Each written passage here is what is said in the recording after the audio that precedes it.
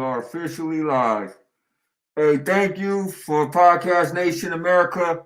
This is What's Good with Gil Larry with our special guest Michelle. And as you can tell, today's theme is going to be Halloween based and slash horror based movies in our top 10. So I'm going to take the mask off now because I want y'all to really hear me. But this was all because I want y'all to get in the mood. As you can see, I got Freddie behind me, so you already know. All right, America. Now, Gil, Michelle, I just want to get right into it. I'm not going to play no games because I talked to Gil earlier, man. He said he had some heavy hitters. Okay. Heavy hitters. And before you got on, me and Michelle was talking because we was like, okay, if it's Halloween, it's like, you got to throw some stuff in there. It's like Halloween. But my top 10 personally is some heavy hitters. Okay. Okay. Some heavy All right, hitters. I'm feeling it. Okay. So I figured what we'd do, we'd go 10-1. I agree. Since Michelle is our guest, she should go first. Mm-hmm. And we'll give a little information, basic information, without giving away everything about the movie. There is a spoiler alert involved with this. I apologize, but not really, because you're tuning in, you kind of know what you're gonna get. So it is what it is. I had a big problem trying to get this down to just 10. Me so too. What I did was I had 15. That's right, 15 honorable mentions. 15, because I narrowed it down to 25 movies and specials and whatnot. Oh my goodness. Hey, bro, I think I got about I got 5, 1, 2, 3. I got six honorable mentions. That's fine. That's good. That's good. I lied. I stuck to 5. I got 8.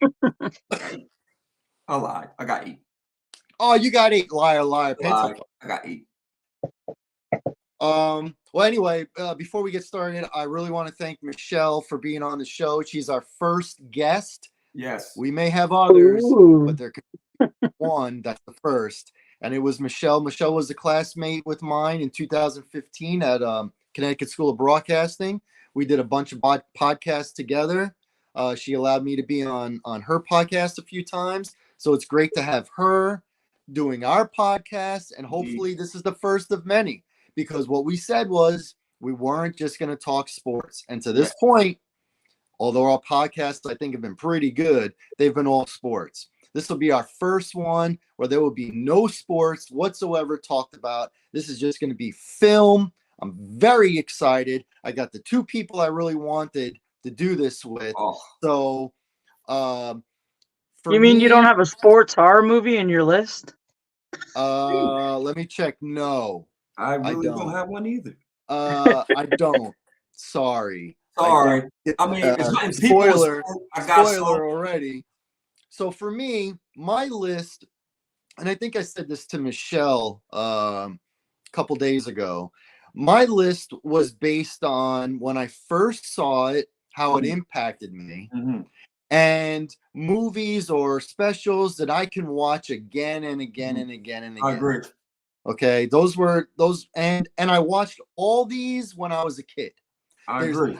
Spoiler alert, there ain't going to be anything on here that's within the last 15 years. That's including honorable mentions. So all my stuff is going to be old school to really, really old school. So have your pops and your grandpops watching because they might remember these. I'm hit you with the Michael Myers look. It's a Michael Myers look. Okay. Well, what? Let me ask Michelle. Michelle, what was your frame of mind of making your list? I did basically the same type of thing. Like I went with like things that really affected me in some way, whether it was scary or just amazing or whatever. But that was the way I did it. So it's like a mismatch of, maybe not what you're expecting for Halloween, but also yes at the same time. Okay, I'm excited. What we don't want is each of us to give 10 movies and 90% of them be the same. We don't want that. Very seriously, my brother. Oh, really? Well, I think what did it take for you to come up with your list? Well, once again, it had to be some things that I felt it's certain things that scare me as an adult, okay? That and certain fears I can't get around, right?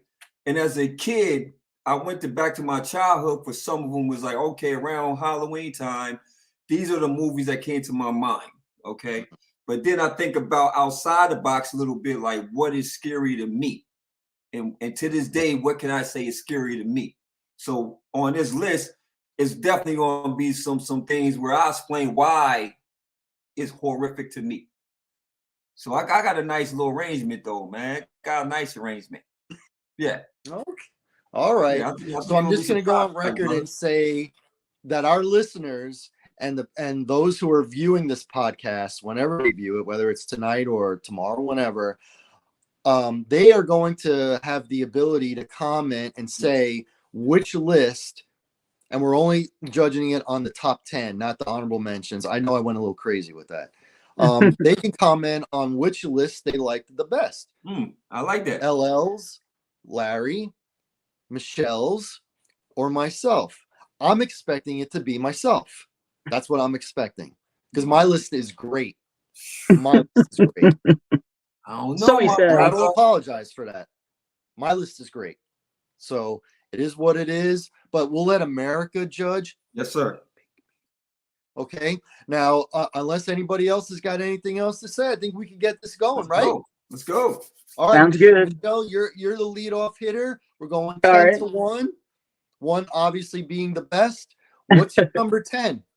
So number 10, I went with Creature from the Black Lagoon, Oh, which is classic. from 1954, and it's directed by Jack Arnold.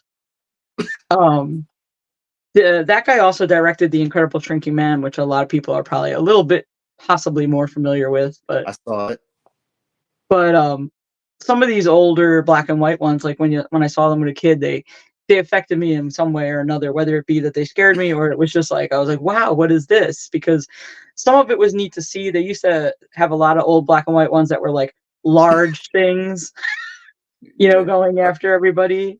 But I always loved the creature. There was something about it that was just really, really wonderful. And I also think it's kind of a tale as well, like, just because something's different and, that doesn't mean it's bad kind of thing, which is always a good, theme. Right. I like that. That was a good one. That was a good one. Man, We are was already real starting good. off black and white, old school. Yeah. Yeah, that's a hard hitter. I'm That's a going to good come one. with that. That's a good one. That's a good That's a real good one. lead-off hitter. All right, Larry, you're next, brother. Oh man, my 10 is a movie called Wolf's Creek. All right. It was based out of Australia. It's based on a real life story. So for me, that is horrific to me. Because this dude, it was directed by Greg McLean. And that's the only thing I known him to direct because I looked at some other films, and I couldn't see none that we recognize. And the lead character, his name was Mick Taylor. Okay. And if you saw this movie, it was like one of the scariest movies. Why? Because it could really happen. Yeah. It was a bunch of teenagers that was out in Australia, for y'all who didn't see the movie, and their car broke down. Realistically, though, he set traps, okay? And he came as if he was like, a tow truck guy. Like, a tow truck guy. But it was sort of like some old, like, eyes got heels type guy, man, because he was hunting them. And it was horrific, man. It was a scary movie. So for me, I was like, man, I made my top 10 because it was just the reality of just, man, that really happened. Yeah. You know what I'm saying? So that always gets me when it's like reality, like a real movie based on real. That's pretty cool. I don't even think I've seen that, so I'm a little excited. You'll like that one. I think they made a part 2 to it. They did. They did. Oh wow! I didn't like part 2. I didn't see part 2 because I didn't want it to ruin part 1. Part 2s are usually hard to. It's hard to duplicate a great one. What's up with you, Gil? What you coming with your 10th? Oh snap! My number 10. This was one of the movies that really, I don't know if I actually rooted against the bad guy, the killer in this one. I don't know. As a kid, he scared me, but thinking back on it, I don't think he was the bad guy. My number 10 was a made-for-TV movie called Dark Night of the Scarecrow. back in 1981. And the director and also novelist was Frank de Filetta. Sorry, Frank de Filetta. And it starred Larry Drake as Bubba. You might know Larry Drake better as, if you ever watched that show in the 80s, LA Law. Yeah. He played the handicapped guy. He was handicapped, right? Benny. And yes. Yep. Yes.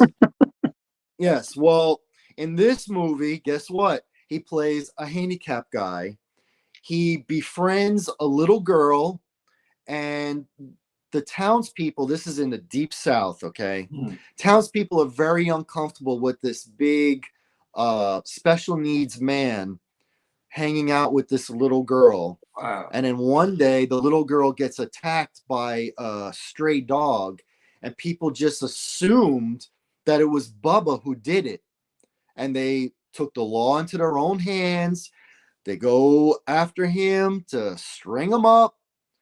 And Bubba runs to he finds out about this. He runs to his mom's house.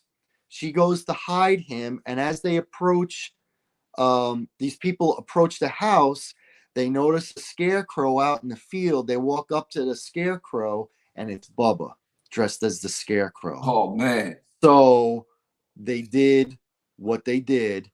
Oh, and the man. rest of the movie, one by one, they get picked off. Oh, but man. you never really see the scarecrow until the very end. Oh, I like that type of stuff. Very, very end. So it plays with you. It's kind of like the first what was Leatherface? What was those? Texas Chainsaw Massacre. Yeah. Like it plays with your head because you're thinking all this violence and gore and stuff, but you never actually see anything. You know what I mean? In the original Psycho, the shower scene, you see the knife, but you never really see never saw it. Right. So you never actually see the scarecrow killing anybody. You actually never really see the scarecrow at all for the most part until the very end. By the way, if you want to see this movie, which I highly recommend, it's on Peacock right now. You can watch it on Peacock. Oh, really? You can watch it? Peacock. I'll be watching it. It's on there. You can watch it right after this podcast. I'll be watching it. It's good stuff, man. Seriously, I like that type of stuff. I like suspenseful, crazy. Yeah, I like that. That's and honestly, what I'm into. Some of those TV movies are like way better than you expect. Who are you rooting for? Who are you rooting for? Do you feel bad for these guys because they get tortured?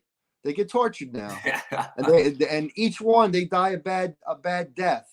But you know, they did something really terrible to this poor guy, and they assumed, and we know you don't assume. You don't assume. Anyway, moving on. My number 10. I love it. I like you guys, but I love mine. Michelle, my good friend Michelle Cefatelli. What is your number 9? My number 9 is even earlier than The Creature. It is from 1932, and it's called Freaks. And it's directed by Todd Browning. It's actually a pre-code movie, so that's considered, whoa, because they didn't have to worry about anything. But it's always been like one of those ones that when you watch it, it's very affecting. And they used quote unquote real freaks, which they either would or wouldn't do nowadays. I'm not sure because things kind of could go either way. So when you say freaks, is this like one of those like carnival kind of movies, like a freak essentially show kind of essentially deal? That's what it was. They were doing a sideshow, and there was like a guy who had no limbs. There was like dwarf. I'm not sure if that's the right term. I hope I'm not saying anything wrong. Little person? Yes, little person.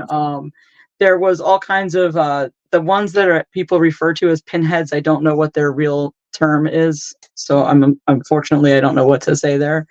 But they had some similar people like that in the season of American Horror Story that was Freak Show. I remember. Not obviously season of American Horror Story. Not obviously the same people, but similar freaks, if you will. And I guess it's how horribly there's like a blonde, who's like the big deal of the circus or whatever, or she's a movie star. I can't remember exactly what, but she makes fun of them, and then then she pretends to like be into one of them, and and then everything comes to fruition, and then they kind of all go after her Oh and make her man. one of them.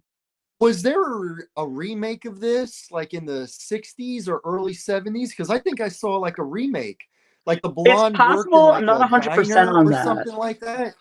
Oh man. I believe I watched Oh one. man. That's It sounds yeah, very that's much like creepy. that. That's creepy. The the blonde worked at like a diner, and she got out of the diner to start working at the carnival. But she felt very uncomfortable with the freaks section, and somehow she gets involved with the guy who runs the carnival, and he dies and leaves it to her, and she wants to keep the carnival going but get rid of the freaks and stuff like Oh, that. So she turns out that once she gets like the inheritance of the carnival, she becomes a very bad person. Mhm. interesting. Does this kind of sound like the movie that you No, watched? I mean that Because I it's think it was called Freaks when you said it. Only the date is wrong. Yours is really old. Mine that I saw was like in the late 60s. yeah. I mean, it's I saw it possible it on was Tubi. remade. I honestly don't really know that. I guess I should have checked that out. I didn't even think about that. But it's slightly different because I forget. I haven't watched it recently, but I forget if she was like a movie star or if she was like the beautiful girl of the circus carnival, and so she, it'd almost be like if you were in school and it was like, this is the popular kid, Mhm. Right. and she, and they got her in the end because they made her one of them, and there's like a whole big Oh, scene where yeah. they're like, one of us, and Well, I don't that's know, they turned her and the into like one a that chicken lady. A chicken the one lady. that I'm talking about, they made her a freak too at the end. Oh Yeah, so man. it could have been like a remake, and they changed the story a little bit. Right. They I made her a saw I chicken saw it on lady. Tubi, so if you ever want to see it, I saw it on Yeah. Tubi. It has commercials though. Yeah, I like that. I But like I mean, that. for something when it was made, I think it was pretty, you know, pretty When awesome. when you when you say there was no code, what do you mean by that?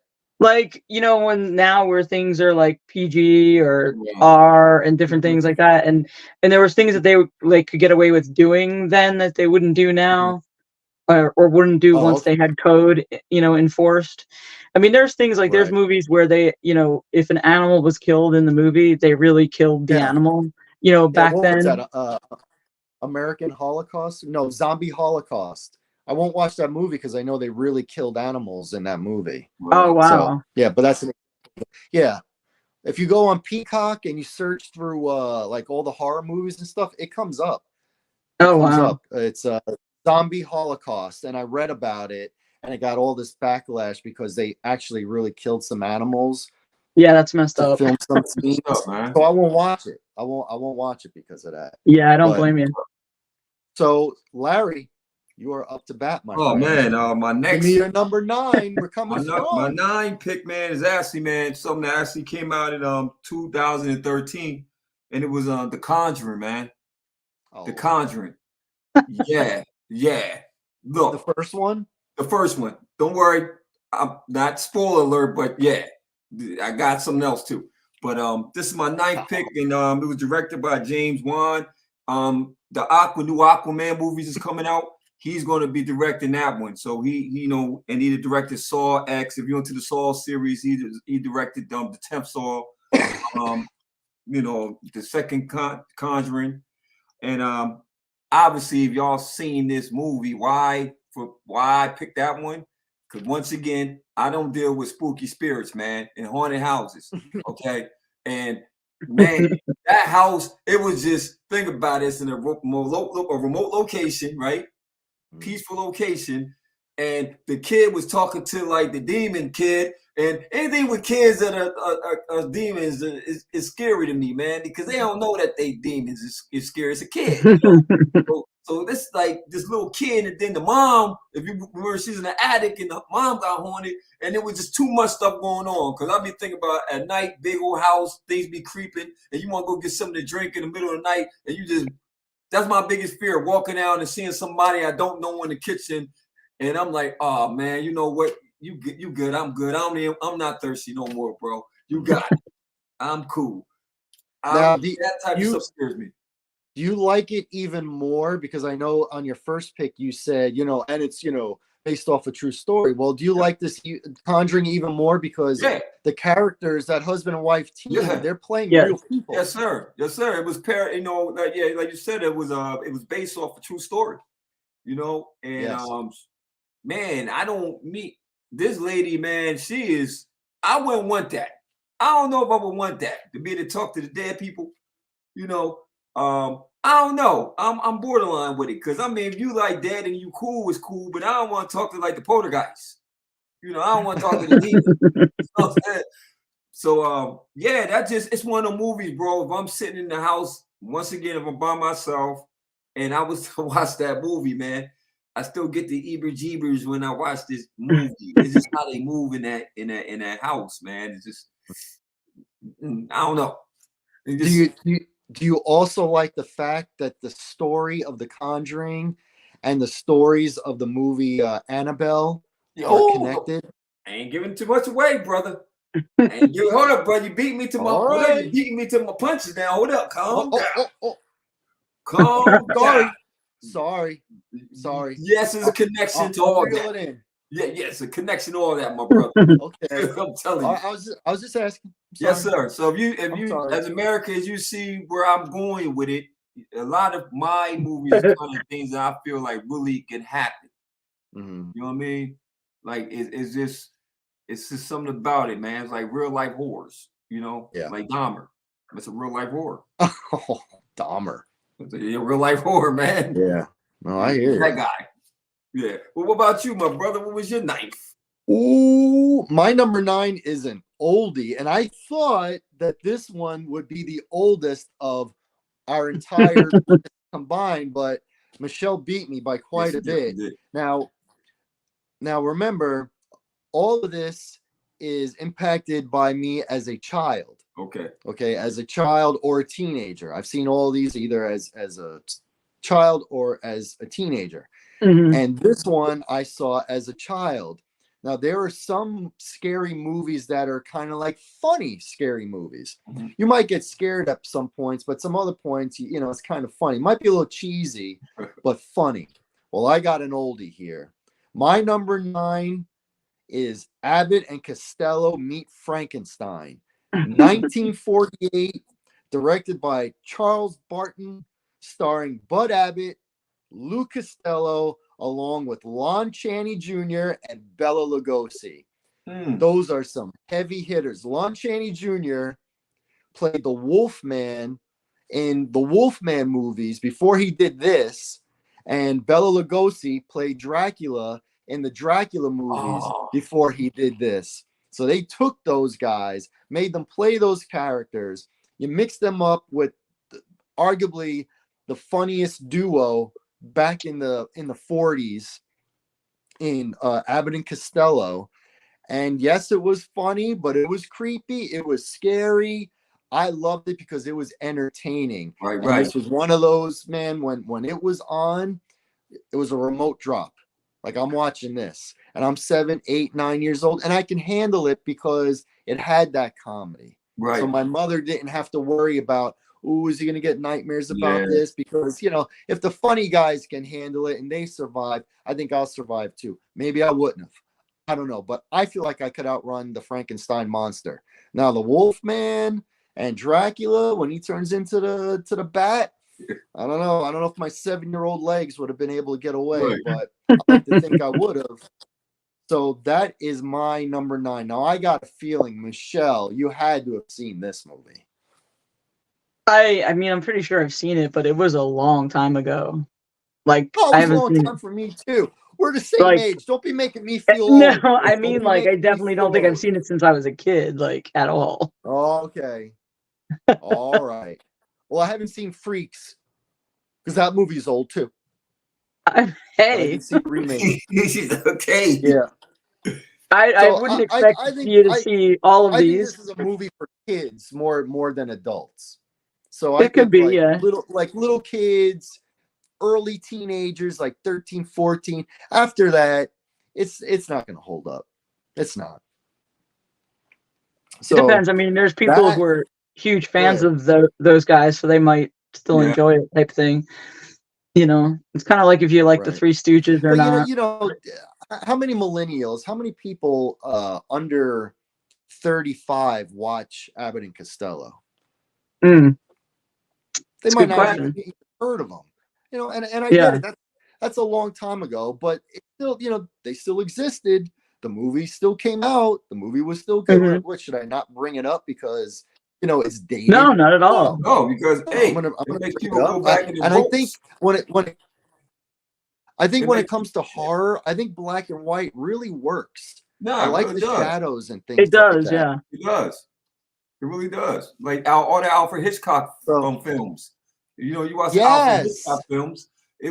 That's classic horror, man. You can't get around it. Yes. You know? Absolutely. Twilight Zone. Things like that. Yep. The black and white, it works. It works. Oh yeah. I agree. All right, so that's my number 9. Michelle, you're up. Your number 8 is Christine. Ooh. From 1983, directed by John Carpenter. Oh yeah. Wait. Can I point? Yeah. Right here. Yeah. Right here. Oh, look at that. I didn't even notice it earlier. Right there. Crazy cars. Yeah. Christine is just like one of those ones. I wouldn't say that I was necessarily scared of it or anything, but it was just awesome. Yeah, I agree. I just love the whole storyline of the car, like having a mind of its own and trying to, you know, take care of everybody that does anything to its owner. And like, I actually just got to see, they did a 40th anniversary, like where you could go see it in the theater. Mm-hmm. And I went and saw it, and it was like really just as great to watch it like again, and nice because I don't think I had ever seen it on the big screen, so that was kind of awesome. Oh, that's pretty sweet. Oh, that is and sweet. It also has a like really good, like the score is really great, which kind of makes sense with John Carpenter. Yeah, it's another John Carpenter movie. Didn't Steven Spielberg write it? Isn't that his book? Stephen King. Not Stephen King. Spielberg. Stephen King. King. Yeah. Excuse me. That's a good one. I like at the time the special effects of seeing the car repair itself. Yeah, that was pretty awesome. Yeah, that was dope. Yeah, that was dope. And that was pretty cool because it still looked good. It didn't look like, you know, cheesy or anything, like how some effects don't hold up. Right. Alexandra Paul was in it, and she's the one that was later on Baywatch. So she was young. And the kid who's the main kid, Keith Gordon, he mostly directs now. Mm-hmm. But he was also in another movie that is kind of horror-ish, which was Dressed to Kill. Oh, okay. Oh, yeah. From the 70s. So well, I know the guy, the athlete guy, the cool guy, he was the one in Top Gun in the beginning that freaked out in Top Gun, and Tom Cruise had to help him land the plane. That was that guy. That's the only 2 things I remember seeing him in is Christine and Top Gun, the beginning of Top Gun. He was the one that was supposed to go to Top Gun, but because he freaked out, Goose and Maverick got called up to go to Top Gun. So there you go. I didn't mean to get all sideways on that. Obviously, I like that pick. I very much like that pick too. That's a good one. So number 8 for you, my man. Oh man, you know, I'm gonna bring you up to current times. I don't really like remakes too much because I think once you try to remake an original, it don't normally pan out well. Because back in the day, they actually had cinemaking right because it didn't put the effects in. It was like what you had to work with. But this particular one, I thought they did actually a good job. And it's mentioned in Stephen King. It's also written by Stephen King, and it's It. With Pennywise the Clown. Yes. Sorry. It was directed by Andy Muschietti in 2017. I tried to research some stuff that he had done before, but I didn't see anything. Once again, some of these directors is like kind of like they're not really known for anything that we were probably known for. you know. But I thought they did an excellent job, man. I mean, the original was cool, but for me as a kid, it was like long. So I wasn't sitting there watching. It wasn't like they had the fear factor to me at the time. Like when I watched it recently, I said, man, that wasn't a bad movie at all. You know what I mean? Killer Clown, clown.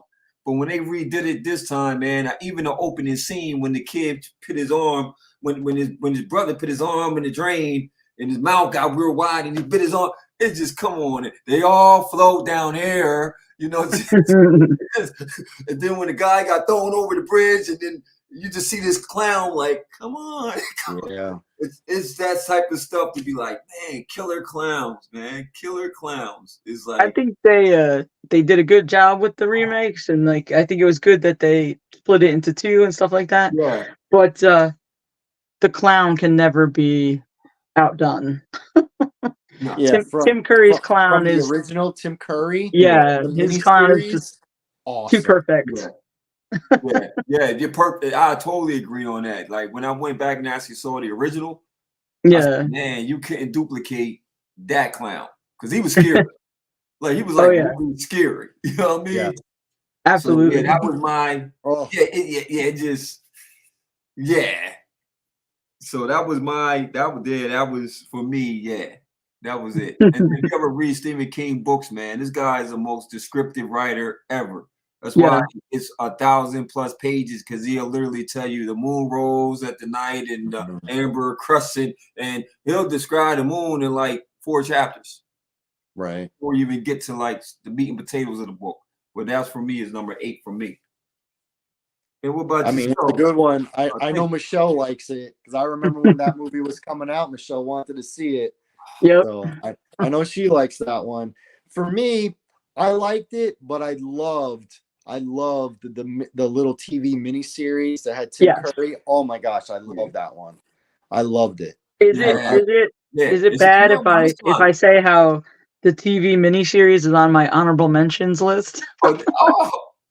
You can say it. You can say it. It's all right. I mean, you obviously really liked it. It came out around this time.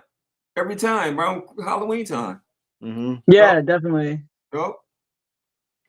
Well, you guys are really man, if this is your 10, 9, and 8s, I can't imagine what like your 3, 2, 1s are gonna be. Yes, sir. Oh, this is gonna be sweet. All right. I'll do my number 8 then. My number 8 is the original 1980 The Fog. Ooh. Directed by John Carpenter, starring Adrienne Barbeau and Jamie Lee Curtis, just to name a couple. Love this movie. Love the original. It freaked me out when I would see like the fog coming like underneath the door. Yeah. Things like that. Or when Adrienne Barbeau is on at the lighthouse and they're climbing up the lighthouse and they got a hook and stuff like that. And she's kicking them in the face and she's calling for help for people to go look after her son. Still gets me. I saw the remake. Yeah, wish there was no remake. It was terrible. Wish there was no remake. It was terrible. The original, I mean, this is John Carpenter, one of his best movies for sure, and he's got some good ones. As a matter of fact, he might have another one on my list. As a matter of fact, he might have 2 more on my list. But anyway, The Fog, 1980. I thought that movie was dope. I still think if you watch it today, it holds up. Just in honor of Adrienne Barbeau and Jamie Lee Curtis, you got to watch that movie for sure. That's my number 8. What do you guys think? That's a good one. I'm liking it. I'm liking where you're going with it, brother. You liking what I'm putting down? I'm liking what you're putting down. I'm liking what you're putting down, brother. Yeah. Awesome. Yeah. I like that one. Goody. All right, let's go to the 7s. Michelle. Number 7. Number 7. All right, number 7 is from 1981, and it is American Werewolf in London. Ooh. And it's directed by John Landis, which, like, I think a lot of people will remember did the whole Thriller thing. So that's kind of exciting. But American Werewolf in London, I still think has the best wolf changing Yes. scene, Yes. like I from agree. anything I've seen.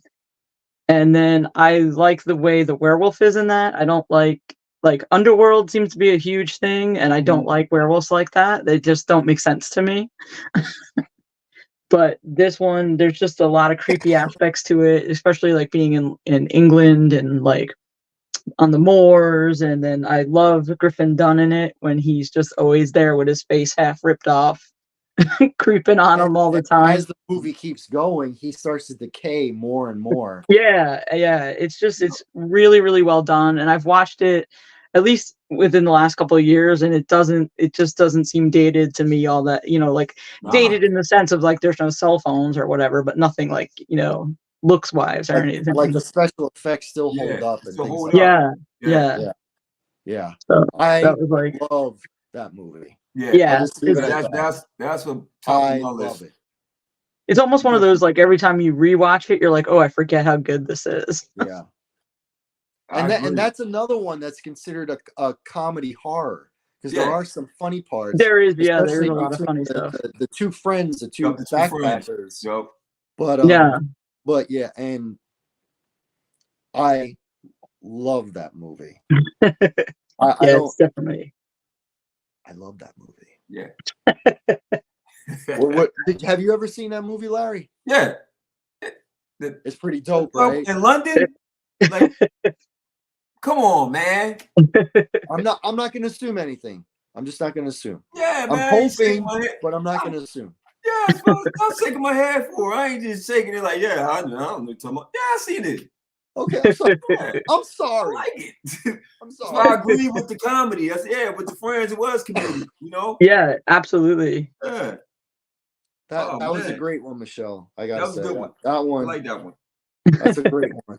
All right, LL. You're all up right, next. I'm gonna keep it like LL. Yeah, I am LL. Yes, Sorry. I am. Larry Loper. That's me. This one is, everybody should know this one, man. I'm gonna keep it where everybody kind of know it, and I'm gonna go with a classic that once again they remade it, and I actually like the original, but I actually like the remake better than me. And it's Texas Chainsaw Massacre, man. The one with Jessica Biel, the one that they did in 2003. Mm-hmm. That one right there, brother. That for me it's Leatherface, man. You can't get wrong with Leatherface, man. But I liked it because when he had the guy and he took his face off, and then when he ran into Jessica Biel by the car and she looked and he had his face tied around his face. That part. And then the creepy old man, and then the lady with the baby in the trailer. And I don't know how you take a drink for somebody that looked that crazy. In certain parts of movies where I'm just like, I'm good, I'm cool. I went in the trailer and she looked off to me. You know what I mean? and it was just like them type of movies. I'm just like, man, what do they be thinking?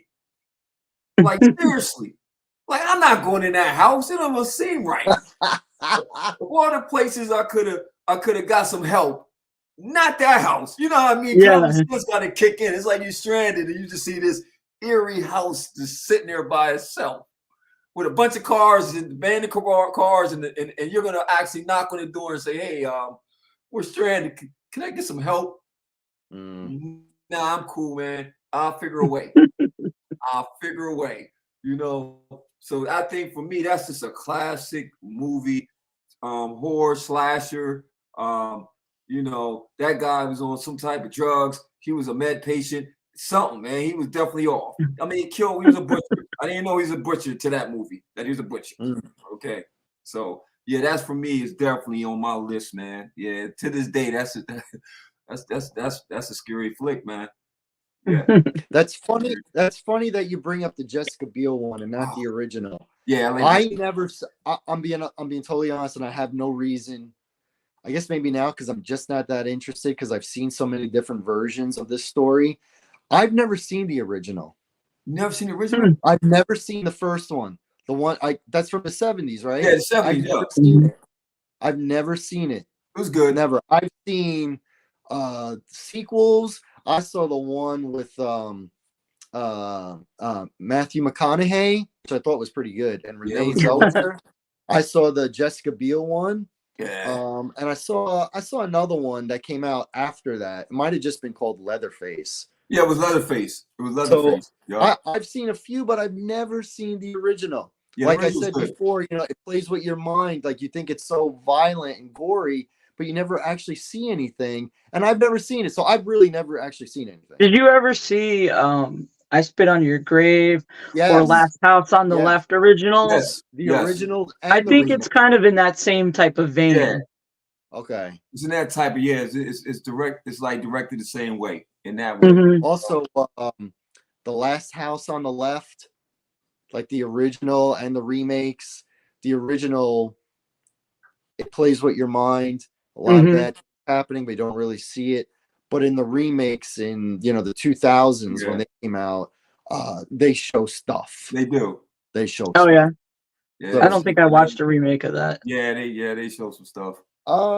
It's It's not like the the original. The original, except original I they thought show was stuff. better.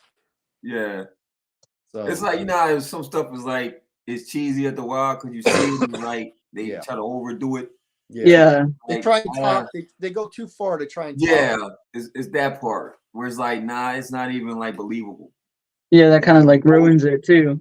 You know? See, I like scary. Me too. I don't like gory. Yeah. I can't take too much blood and guts, Yeah, that's and me, bro. that's why, like, I didn't care for like the Rob Zombie horror movies Mhm. because he just really went into violence and Yeah. desecration and stuff like that. I want to be scared. Yeah, How me many too. times do I got to see somebody stomp on someone's head till their brain Yeah. squirts out? You know what I mean? Over and over. And I don't like that. I walk tell out you on it's, like that. I always say the classical horror to me is it's the little things. Yeah. Like you hear, like I said, you in the kitchen somewhere and you hear something going on behind you. Or like I told my lady today, I used to work when I draw blood, right? So I draw blood, America. Funny, right? That's what I do for a living, right? And Yes, it he was does. just I'm the one that picks it up. and you picked up the blood, so you're just as sick, okay? Like, but it was just nunnery, like for retired nuns, right? Mhm. And I said, I gotta be there like 4 a.m, so it's eerie. Like, think about this. I'm walking in the hallway and I felt like I was gonna bump into Freddie's mom. Like, seriously. I thought I was gonna jump in that elevator and this all white nun was gonna be sitting next to me, and I was gonna let her out and be like, hey, no, you go ahead, go. And I turned and she ain't there no more. That Come part. on. No, Come bro. That part, bro. What's going on? That part. I'm dead serious. I should be real eerie going into them places, man. It's all nuns, and I'm afraid that they died in there and still haunting the place. Well, But yeah. I'm glad you're here, safe and sound, able to do the podcast with Yes, me. sir. Very happy about that. Yes, sir. Goody. All right, so I think we're at the point now where some of our movies are probably going to overlap each other. So, like if I say something that Michelle's already said, I'm not going to really be able to add much to it. So just for the audience knows, sometimes we're going to zip through a movie or two just because someone has already mentioned it. So no one's mentioned this one yet, but maybe someone will. What are we up to? 7, right? Is that what we're up to? 7. My lucky number 7, I'm going with the original 1978 Halloween. I knew it. I did do it. I knew it. Directed by John Carpenter. I knew it.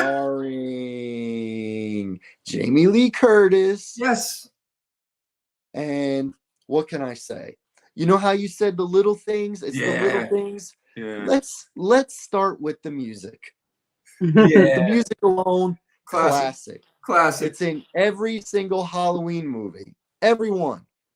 Classic. Was it in the third one? The witch one? It was in that one too, right? Yeah. I think it's every single, yeah. Every single one. Every single one. Over the last 40 plus years. I love the original. I still like watching the original. Mm-hmm. None of them beat the original. Best. It made Jamie Lee Curtis a star. There's not a whole lot not to like unless you don't like horror movies. Right. This movie was scary. Mm-hmm. It was simple. It was a very cheap movie to make. And here's a question for you. Now, I've been hearing the answer to this question a lot within the last couple weeks, but prior to this year, I don't think a lot of people knew this. Do you know what the mask that Michael Myers is wearing, what it's supposed to be? The mask of who? Yes. Michelle, you know. How about you, Larry? Man, no, I've seen it before. Who's it supposed to be? Don't tell me Donald Trump. No. Michael Myers. I'll let Michelle know. So Michelle, who's it supposed to be? William Shatner as Captain Kirk. Correct. Yep. Is it? Yep. They Wow. did a William Shatner mask in a darker color. Uh-huh. And then they did it in a lighter color and they widened the eyes and gave it bad hair. And it's a William Shatner mask. That's who it's supposed to be. And I was watching how they made Halloween. I should have saw that part. Maybe now they got it on Netflix, the making of the classics. Yes, of certain movies. Yeah. I've seen a few of them. Yeah. So, but it wouldn't have been as good if you would have known. Then you would have just answered it and we would have moved on. Yeah. So, Thank you. I needed that. Better this way. All right. So now we're going to the sixes. Michelle, what is your number 6? Michelle, So you go. My number 6 takes like a drastic turn, if you will. It was like a TV special, and it's from 1985, and it's Garfield's Halloween. Oh, I saw that. I just enjoyed it so much, loved it so much. I still love it to this day. I watched it with my nephew this year, and it's just so cute. Everything they do is fun. I love little things in there, like when Garfield's all like, we have to go trick-or-treating to get candy, and like just silly things. And then they're trying to trick-or-treat. They decide to cross like the pond or something, and there's an old guy who's like telling them a ghost story. It's just so cute. Like, I just love everything about it. I do remember watching it. I don't remember it detailed wise because I haven't watched it since the mid 80s, but I did like it when I watched it. And I do remember it existing. Yeah. I definitely would watch it. Did a really good job with the Garfield specials. Like, there's like a Christmas one and a Thanksgiving one as well that are just like excellent. So it's kind of funny. That's a good one. That's original. That's a classic. Yeah. Very good. All right, Larry. For the kids that out there don't know who Garfield is, right? Yeah, you might want to research Garfield. You might like him. Him oldie. He's a big fan of lasagna. Big fan of lasagna. Definitely indeed. And he hates Mondays. Yes. He hates Mondays. And he always manipulates Odie to do stuff. Yes. He's making fun of his dog. Yeah. Oh man, for me, man, this movie was made in 1982. We're going to it's starting to see a common theme here with the 80s, man. Like the 80s had it right when it came to like horror flicks, man.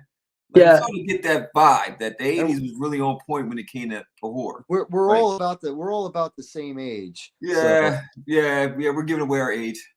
Yeah, we definitely are. But Poltergeist, man. Oh, there you go. Poltergeist. Or Dominique Dunn actually played Carol Ann. You know. Yep. And Craig T. Nelson, he played a lot of. Craig T. Nelson played a lot of flicks, man. He was amazing. He was her dad. And then you had Joe Beth Williams as Diane, which was, his wife, her mom. Mm-hmm. What made this movie to me as a kid when I watched it? It was always the old man. The old man. As I got older and I started to realize that he was a cult leader. But as a kid, it was just old, crazy old man just walking up to the house and saying, "Step to the light, Caroline. Come to the light." And then you had the little short lady. The little short midget. The little lady, little person, the little person, to be politically correct.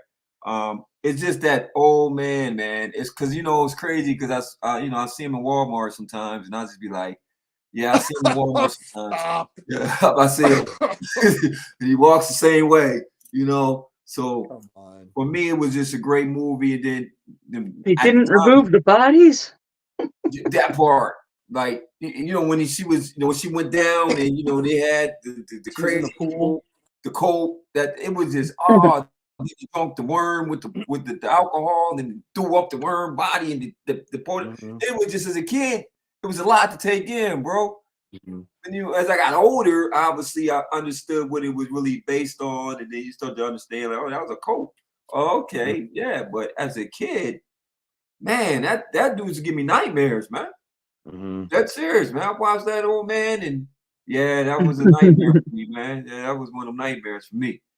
The So old That, man was actually like dying while he made the movie. yep, was he that's right. Yeah. Yeah, Yeah. literally? that's why he looked like that. Oh my Or goodness! part of the Yes. reason. I told you, 80s had Yep. it right. They got a dead guy to play the movie, man. That's crazy, man. Oh man, that's a Yeah, great tidbit. But yeah, that that's that definitely on movie my that's on my list for sure. For sure. that movie scared me. The scene with the tree Oh, hitting the window, oh and yeah. the thunder getting closer, Yes. which meant Yeah. the storm was getting closer, and then the clown underneath the bed, the Oh toy man. clown, when it wrapped itself around him. That scared the crap out of me, man. These clowns, man, I Look, don't play that, bro. clowns, I don't man. play that. Yo, Yeah. And the underlining thing yeah. was how people say like there was a curse around that movie Yeah. because the two daughters died young. Hmm. The teenage daughter in real life got murdered by her boyfriend Wow. after that movie. That's why she was never in the sequels. And Wow. Carol Ann, Uh-huh. she died before the third movie was finished. So she was young. I don't remember what she died of, but you could tell like she was on some kind of medication because her It was cheeks, some kind of gastric thing. I forget what yes, it was. Wow. her cheeks were so puffy. So it showed in the movie that she was heavily medicated. And at the very end, when they show what's supposed to be her being held, they Mhm. never show her face because she didn't make it to the end of the movie. So they had to put in a double to finish the And movie. then the teenage sister is also, she was the real sister of Griffin Dunn, who's in American Werewolf. Wow, was she? See, look at the connections, America. Y'all look, y'all get information, man. This ain't your regular show. You get some great information. This ain't your regular You show. only get to hear this kind of stuff on What's Good with Gil and Larry podcast. You can check it out There on you go. Wednesday. It's 9 o'clock. It's normal time, PM. There you Which we are go. having a show in 2 days again. Yes. Okay, so I guess I'm next. For sure. All right, number 6. I don't have much to say about this because it was already said. My number 6 is American Werewolf in London in Oh, 1981, directed by John all right. Landis. You got all the people. You didn't mention Jennifer Ann, what's it? Agooter? Was that her name? Oh, she's Agooter? on Call the Midwife. She she had a big part in this movie. She was also the one in Larry, you probably saw this. The second a Captain America movie, the Winter Soldier one, Yeah. when Scarlett Johansson Mhm. dressed up like the older lady, and then she like kicks ass, and then the costume or the whatever comes off, and it's Scarlett Johansson as Black Widow. Mhm. But well, she before you see that it's her, the chick that you see on the screen is the one who was the nurse in American Werewolf of London. Oh. Obviously, 35 years later or whatever. No, it's funny Oh. because I watched Call the Midwife, which is a British show that's been on for like 12 years now, and she's the it's about nuns and midwives in like the 50s and 60s, whatever. But it's funny because she's one of the main people, and I never like had made the connection until actually today when I was looking up. I wanted to make sure I had the right year and stuff for it, and I was like, wait, I don't remember that being her. So it was like kind of funny that you brought that up. Yeah, she was something else when she was younger. But yeah, so that's our, I guess, our first official overlapping movie. I got a Yeah. feeling we're gonna have more. Got a feeling. Oh yeah, I do see. So I got a feeling that's she my might number take- look, 6. I got a feeling she might take my next one. Okay, so top 5 now. No playing Number around. 5. This is the super heavyweights. This is the WBA, WBO, lineage, all those title holders. These are all champions now. So we're not playing Alright. around. No contenders. These are champs. These are Yeah, top they food definitely fans. are. Yes. And I Top can guarantee 5. you, at least one of mine, you guys will be like, "What are you talking about?" All right, I want to hear it. Top All right, so 5, Michelle. my number 5 is from 1980, and it's directed by Stanley Kubrick. I'm sure you guys know what that is. The Shining. Great movie. I Great mean, movie. Outstanding. it's Yeah. almost like you don't need to say anything because Nah, that's how awesome it is. That's a classic. And Stephen King was the writer of the novel. Right? Yes. Yeah, it was. And Jack Nicholson, we know, was just one of his greatest works. Yeah, there's I just think it is his best. Yeah, I think that was a great Personally. work. so much about it is just fantastic. I mean, and there's things till this day, like every time I watch it, when Scatman Crothers gets killed, it gets me every time because I feel like it comes out of nowhere every time. Even though I've seen it, I couldn't even tell you how many times I've seen this He makes movie. that long trip to help the boy, and as soon as he gets there, he gets Yep. whacked. It's so true. Yeah. And there's so much like weirdness but awesomeness that just like makes it all make perfect sense. Mhm. Shelley Duvall is like amazing in it. I know she went through hell with Kubrick, but I mean, it shows on the screen how well it came out. So I just recently heard about this, like a couple weeks ago. I heard that Oh, her really? and the director really did not get along during the filming of this movie. Well, Jack yeah, Nicholson. No, Shelley Duvall Okay. and Stanley Kubrick. and then of course there's the craziness of that Stephen King hates it, and I'm just You like, hate it? He hates I'm the just like, movie? Yeah. Why? and he Why? apparently approves of the TV miniseries remake they did in the I remember that 90s, Yeah, I 90s. remember that one. and it's not terrible, but it's not really as good as this. And I think the only thing that I really, really loved about the TV miniseries was that they were able to actually do the topiaries, which they didn't have, I guess, the special effects to do in 1980. But the maze was a perfect replacement. It wasn't like it was bad, you know? Mhm. I felt like the guy who played Jack Nicholson's character in the TV miniseries, he was the dude from Wings. He wasn't menacing enough. Nah. Yeah, and to me, I felt like he was overacting. Yeah. To me, it wasn't.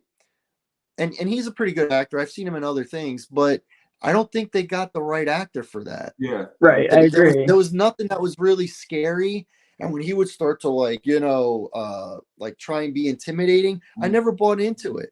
I never did. I did not like At all. that miniseries remake. At Didn't all. like it. And I think like one of the things that Stephen King liked about it was I guess he felt like Shelley Duvall's character is too weak, and that he thought the character was a little bit stronger. And then they have Rebecca De Mornay play it in the remake, which she's more of a stronger just by natural. But like, I don't think that it was that Shelley Duvall was too weak. I mean, obviously, in the end, she's the one who comes out of everything. Mm-hmm. But I think it was also like it's totally the time period, like late 70s, extremely early 80s women. I mean, that's just unfortunately what they had to deal with. Mhm. Right. Yeah.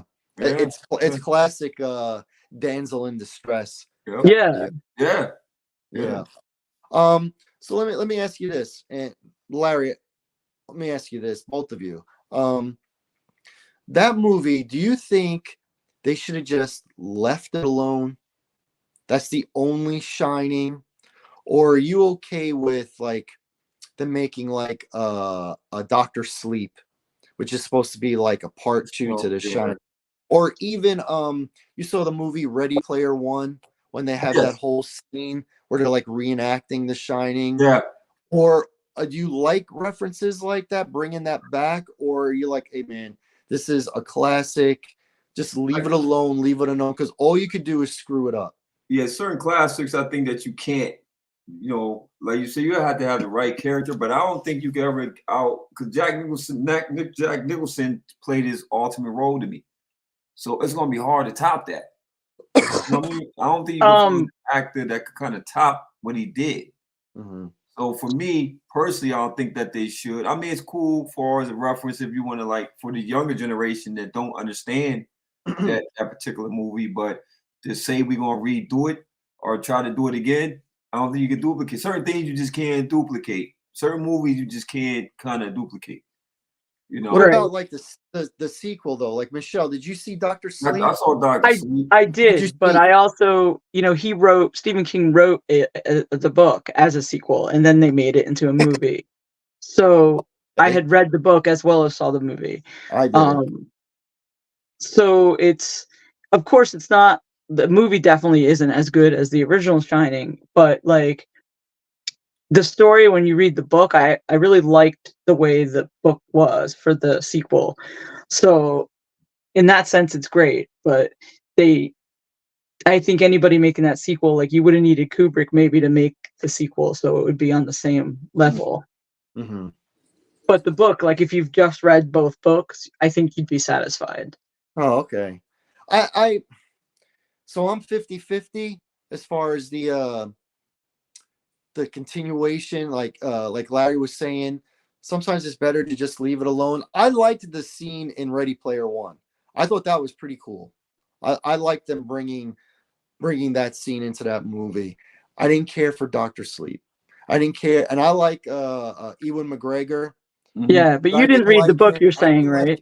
Reprising that role now, the boy is all grown up. I just wasn't feeling it. It didn't work for me. I would rather them have had their own standalone movie where, you know, he's got a Shining, but they don't call it The Shining. He's not the same character.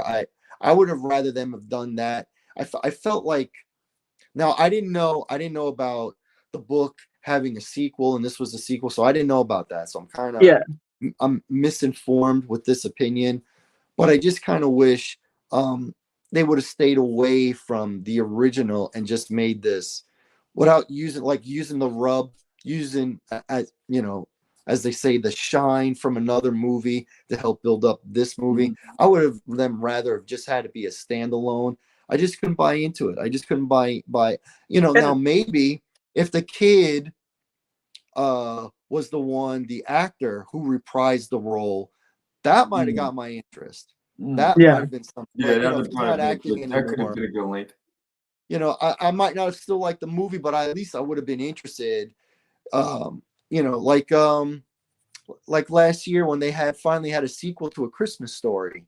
You know, they had a few of the original actors. Oh yeah, with Ralph, you know. Original one. Yep, now Ralph. I didn't really like the new one that came out last year, but I was very interested because they had the original actors playing the same parts. So I think the fact that, you know, they brought in somebody else, that's like Phantasm. The sequel to Phantasm, they used a different boy. And then in the third, fourth, and fifth ones after that, then they brought back the original guy who played the young boy from the original Phantasm. I don't want to give away too much because that might be on your list.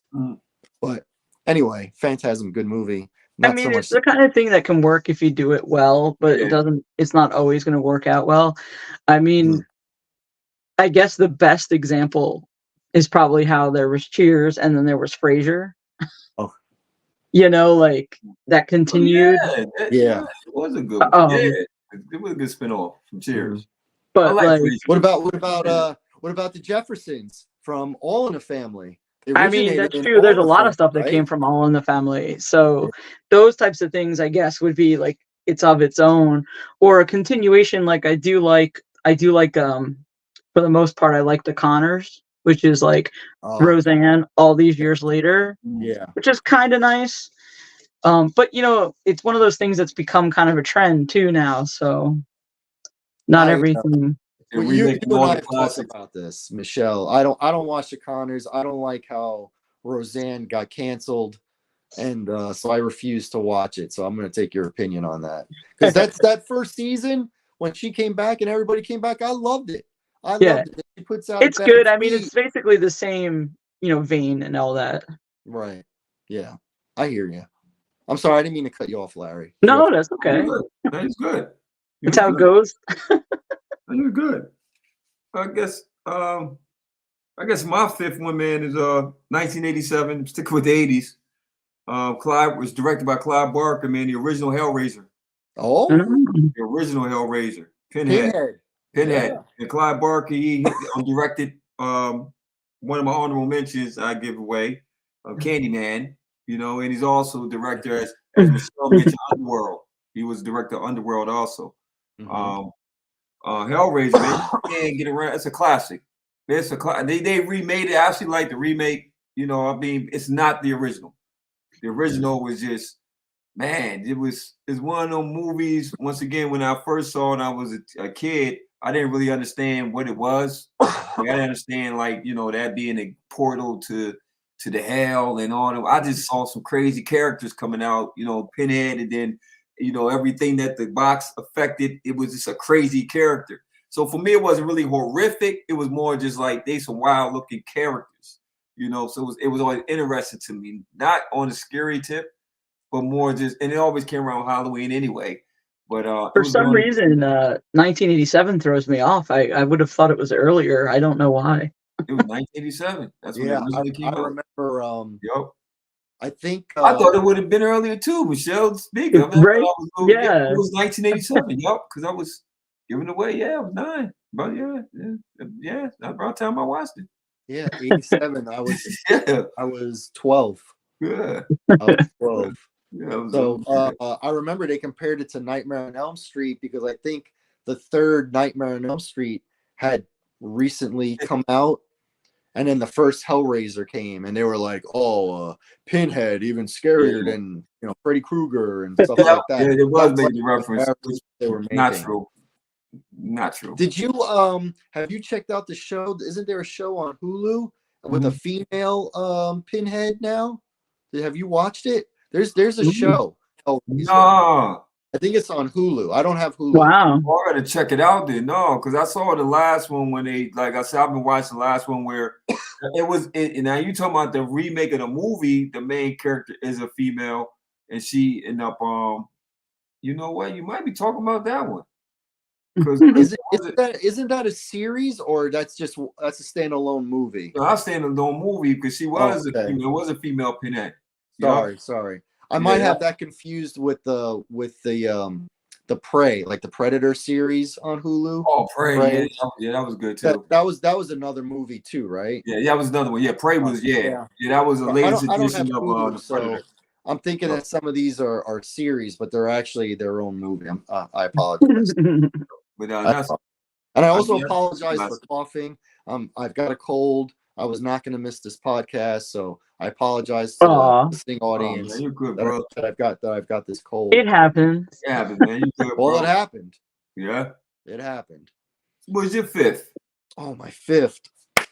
I actually thought you were going to say this one, Larry, but you didn't. Man. So I get to be the first to say it, and maybe I'm the only. You want to say it? Maybe I am. But my third John Carpenter movie makes my top 5. 1982, The Thing, starring Kurt Russell. Now, this movie, it could be horror movie. It could also be sci-fi. So you can actually have this on 2 different lists. But it's there for horror. And when I listen to people do like their top 10 horror, it always makes it. I love this movie. This is my favorite John Carpenter movie, and John Carpenter has put out some good ones. Escape from New York, fantastic. New York. But I don't consider that a horror movie, so I'm not going to put that in here. I think we've said 3 different John Carpenters already. Yeah, as a movie, that movie is probably my second favorite John Carpenter movie, but it doesn't go under horror, so it's not here. but The Thing is my favorite. It is horror. Love the movie. Love how it starts. And I gotta say, I don't really want to give this away, but I'm gonna give it away. the remake of The Thing back in 2011, I actually really liked it, and I love this version, the Kurt Russell version, which is not the original, by the way. The original is in the 50s. That one's really good. That's black and white. That's a good one. But this one was really good. And then the 2011 one, you think is a reboot until the end. You find out that the end of the 2011 is actually the beginning of this 1982 one. Oh, interesting. Yeah. The whole time you think it's a reboot, but at the end, they're chasing the dog. And they get in the helicopter and they're chasing the dog, shooting at the dog. And in the beginning of this one, that's how it starts. The helicopter and they're shooting at the dog. And we know the rest of what happens. Love this movie. Might be my favorite Kurt Russell movie too. I don't know. Kurt Russell's been around a long time, so I'd have to think about it. Love Tango and Cash. Just I like Tango. I like. But anyway, listen, and it was considered an alien, right? They believe that was an alien that crashed. I believe so. Got frozen in the what were they in Antarctica? Was that the location? Antarctica, something like that. Something like that. So anyway, it scared the bejesus out of me, especially the scene with the dogs, all like, it grabbing the dogs and it becoming like the big dog monster. And then, when they decide how they're going to figure out, that one of them is impersonating, they're one of those things, and they take the blood, they heat up the thing, and they take their blood. That scene, and the guys are all tied up, and then they find out who the thing is, and the blood just squirts out of the little, what do you call those things, Larry? You would know, where they put the blood in those little trays. Those petri dishes. Yes. Yeah, the petri so the dish. blood blood runs away from the heated lead or whatever. And they find out that scene, and they're all tied up to the ropes. That scene, oh my gosh! I'm like, oh my god, they're trapped! Cut them, something. And then the flame wouldn't work, and then it goes up on the ceiling. Oh my gosh, so good, so good. I think that movie still holds up, man. That scared me. Even knowing what's coming, the anticipation still kind of scared me. What do you guys? If it's on your list, you don't have to give it away. But what do you think of? I'm assuming you guys saw this movie. Yeah. Oh yeah. No, it's definitely scary.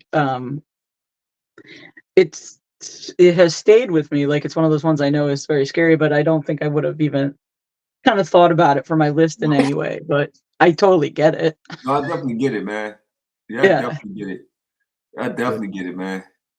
All right. Get it. That starts off my top 5. Ooh. All right, Michelle. We're down to the 4 horsemen. Okay. We're down to the Mount Rushmore. Okay. Michelle, your 4th movie is? Okay. So it's technically a special as well. And it's from 1986, and it's called The Worst Witch. I'm thinking you guys have never seen it. That's crazy. My lady likes that. Oh, I'm excited. The Worst Witch. Who's the star? Who's the director? Do you know any? It is directed by Robert W. Young. It's actually based on a children's series of books written by a woman named Jill Murphy. And it has Diana Riggs in it. Charlotte Ray, who was Mrs. Garrett on Facts of Life, is in it. Perusa Balk is in it when she's a kid. And perhaps one of the coolest things is Tim Curry is in it as the Grand Wizard. Of course. And it's just one of those things. I loved it. And it's really funny. One of the stories I tell a lot all the time is, I don't know what year the first Harry Potter came out, movie-wise, probably early 2000s. Yeah, I think it was 2001. That's what I was thinking. But I was in a movie theater watching something, and I got a preview for Harry Potter, and I hadn't read them or anything. And I'm watching this preview and I'm like, oh my God, are they making The Worst Witch into a movie? Like, I was getting seriously excited because The Worst Witch is exactly that. It's like a school and it's for witches, and there's a lot of similarities. So there's part of me that's like, J.K. Rowling gets all this stuff, but it's like, obviously this woman wrote a series of books first.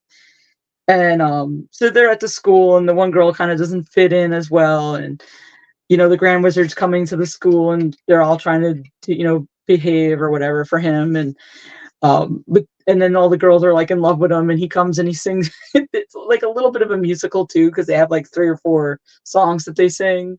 And so Tim Curry comes and he sings a song, and it's just one of those, it's like so great. But if you watch it now, it's definitely got like 80s effects. Like, you're like, wow, this all just came into play at the time. Like, so it would be kind of fun to see it remade so that like it could look cooler, like Harry Potter looks in certain ways. But I think it would take away from the awesomeness of just how much fun it was. You're the one that's going to have to do it, Michelle. You're the one that's going to have to do it. I volunteer my services for the lead actor male. Whatever that there is. You go. Okay, so there you go. Larry, you in? Yeah, I'm winning, man. Any support you need, man, I got you.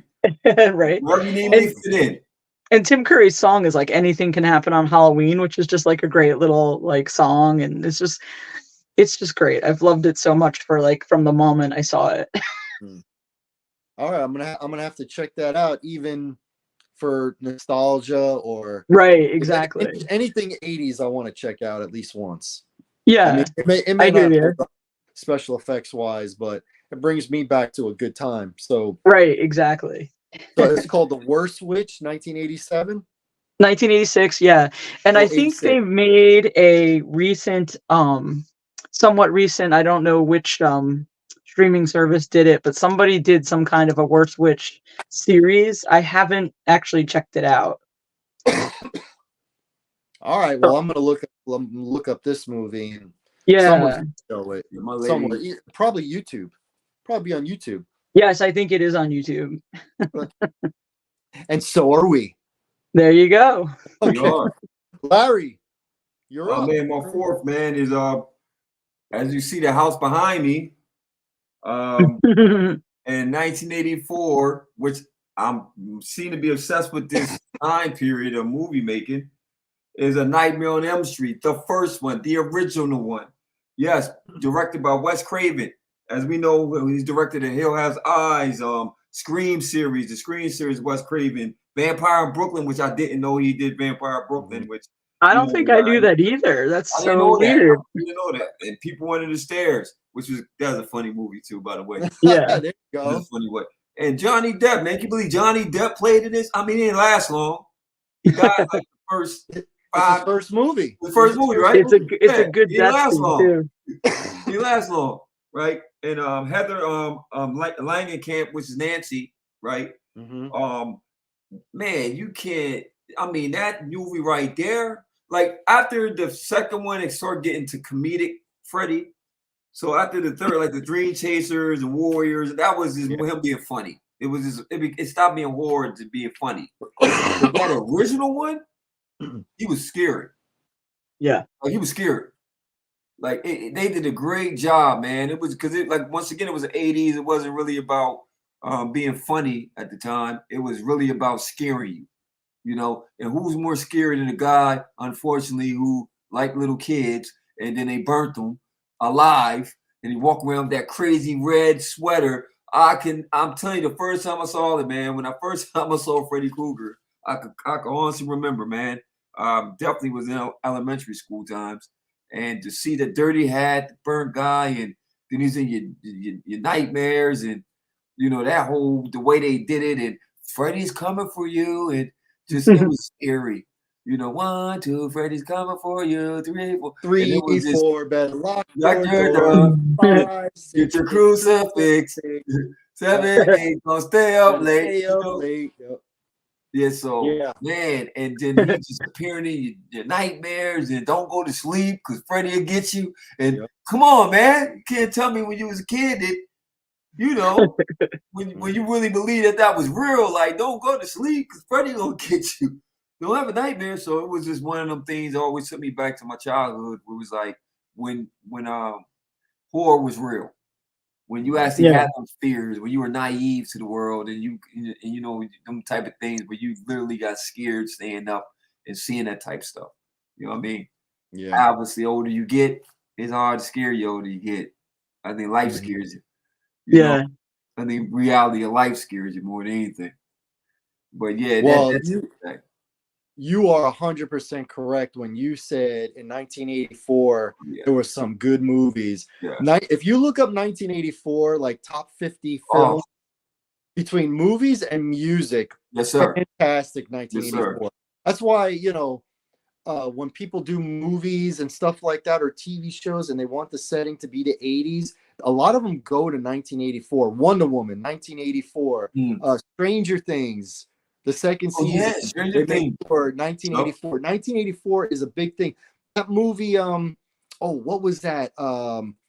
With Ben Affleck. It came out this year. Ben Affleck and Matt Damon when they're trying to sign Michael Jordan to the Jordans. Oh, the What's it Nike called? one. Air. What's Oh, Air? Air, yeah. Air. Yup, 84. That 1984. Yup. Fantastic year. Love that year. This movie is definitely part of that. Yes, I'll give away a little bit. Nightmare on Elm Street made my honorable mentions. Didn't make my list, but it was close. Yeah. Love Nightmare on Elm Street. Fantastic movie. Is there a rumor that it was sort of based off of a real guy?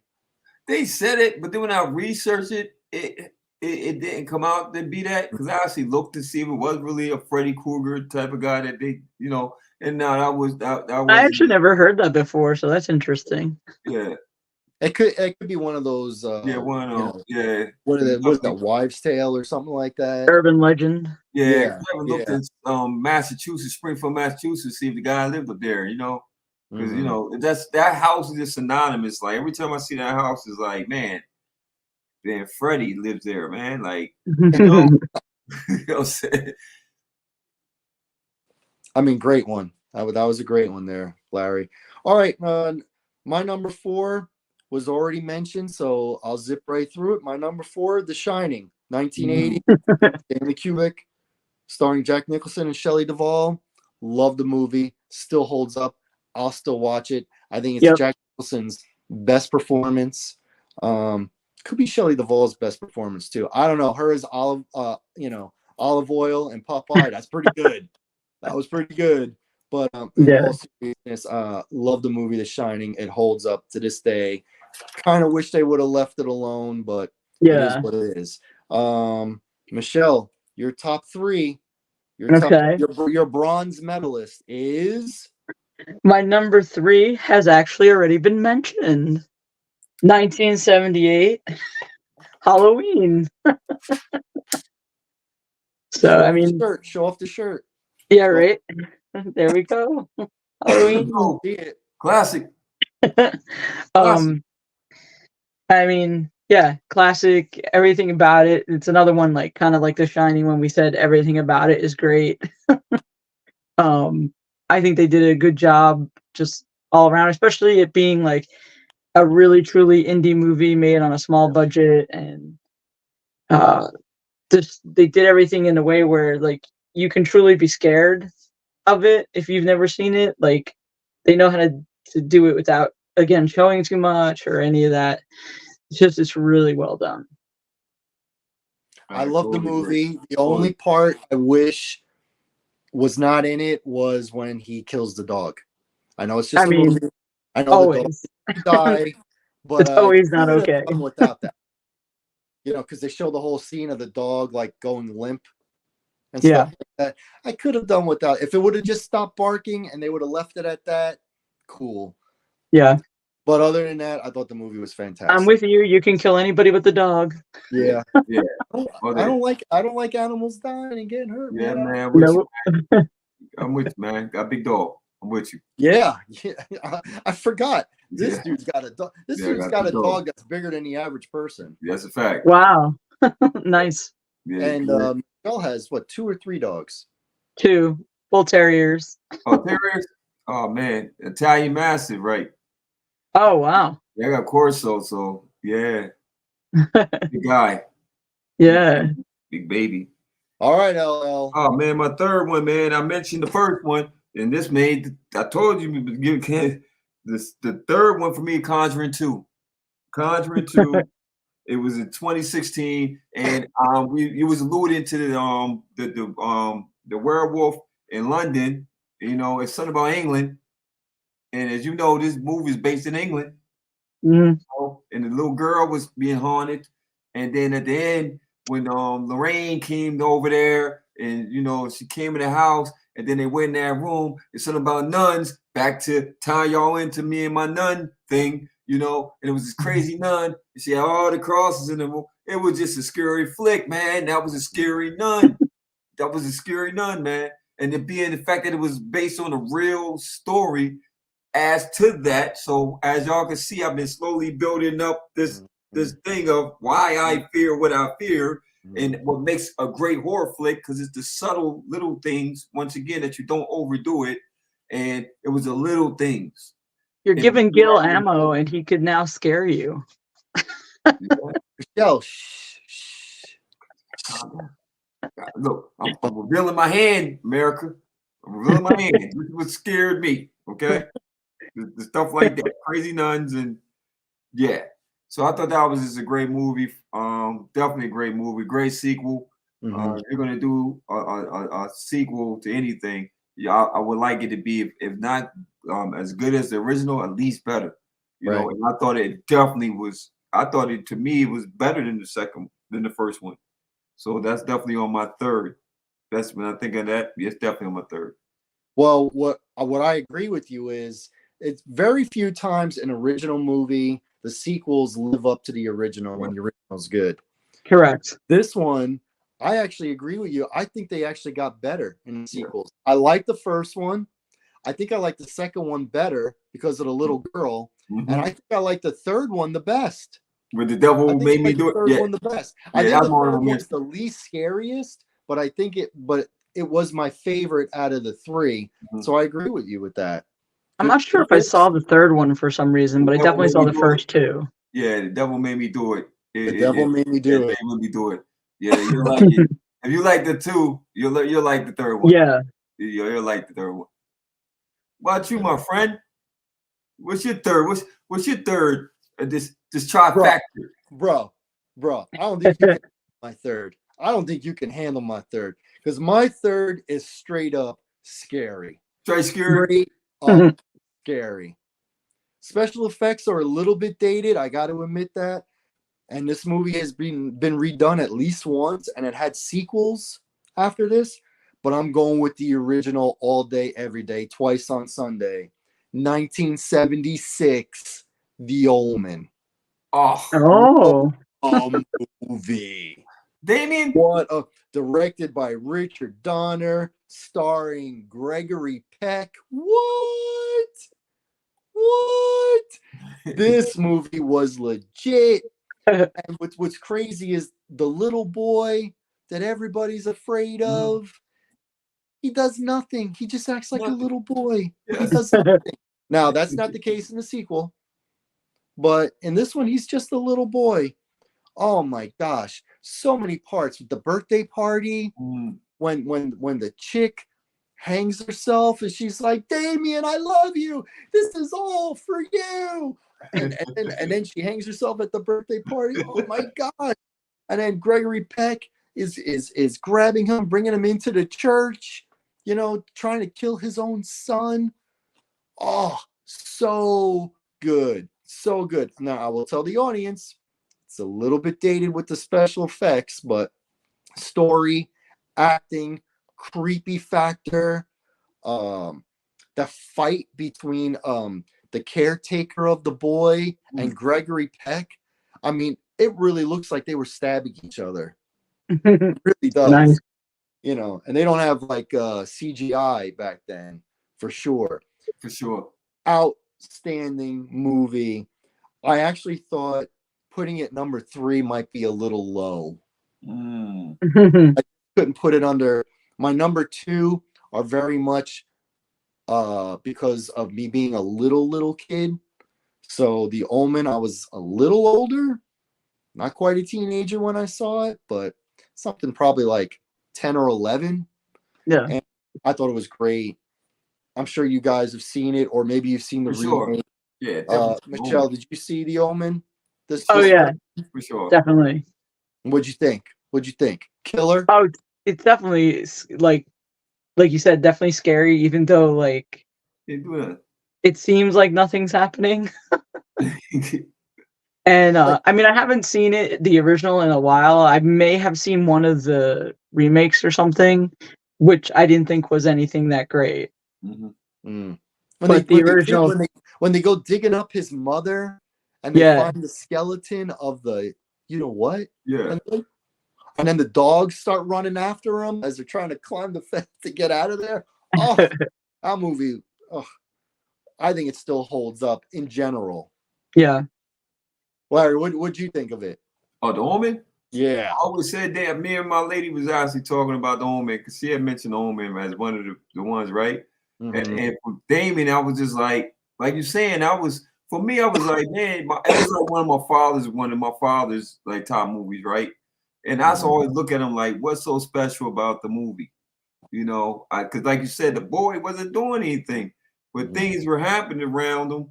And it was like, Damien, he was just a little boy. He wasn't doing nothing, little boy, right? Mm-hmm. The movie didn't really hit me until I got to my teenage years when I started really going back over the older flicks and looking back and really like having an understanding what I'm looking at. And I was like, man, that's a good movie, man. Like it was just good. I thought it was well put together. Because yeah, Damien wasn't doing anything, but Damien was doing some things. You know what I mean? So it was just like, man, once you saw it with a deeper understanding, it's a great movie. It's a classic. I see why it's a classic, man. Because once again, they had movie making correct back in the days. Because they were using what they had. It wasn't too much of CGI stuff. Yeah. It was getting raw. If you got a story, a really good story, yes, sir.